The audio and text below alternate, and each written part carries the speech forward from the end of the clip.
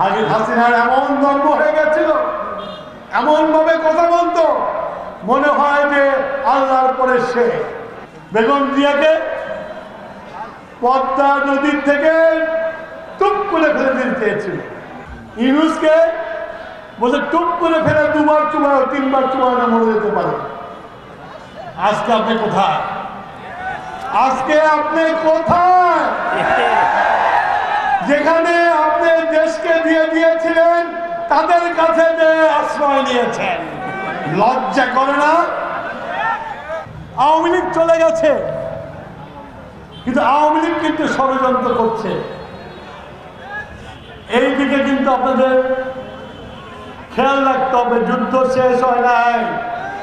আমি বারে বারে বলি যে আমরা কিন্তু ক্ষমতায় আসি নাই, এখন ক্ষমতায় আছে অন্তর্বর্তীকালীন সরকার। বিএনপি গণতন্ত্রে বিশ্বাস করে, শহীদ প্রেসিডেন্ট জিয়াউর রহমান বহুদলীয় গণতন্ত্রে বিশ্বাস করে, বহুদলীয় গণতন্ত্র প্রতিষ্ঠা করেছিলেন। আমরা তারই ভাব শিষ্য হিসাবে আমরাও মনে করি বিএনপি ক্ষমতায় তখনই আসতে পারবে যখন এই দেশের মানুষ বিএনপিকে রায় দেবে। একটা নির্দিষ্ট সময়ের মধ্যে নির্বাচন হওয়া প্রয়োজন, যাতে একটা নির্বাচিত সরকার ক্ষমতা গ্রহণ করে আজকে যে বিভিন্ন দাবি দেওয়া হঠাৎ করে জন্মগ্রহণ করেছে।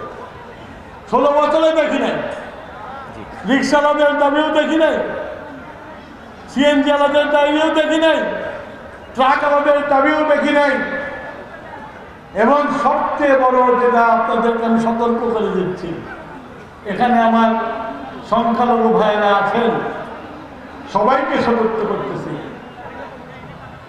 আওয়ামী লীগ এখন মুসলমান আওয়ামী লীগের ছাত্রলীগের কর্মীরা হিন্দু কর্মী হয়ে গেছে। তারাই আবার মিছিল বের করছে, মিছিল বের করে বলার চেষ্টা করছে সংখ্যালঘুদের জন্য উপরে নির্যাতন করা হচ্ছে। আমি টুকু আপনাদেরকে বলতে চাই, বিএনপি সংখ্যালঘুদেরকে সবচেয়ে সুব্যবস্থা করে, বিএনপি তাদেরকে রক্ষা করে।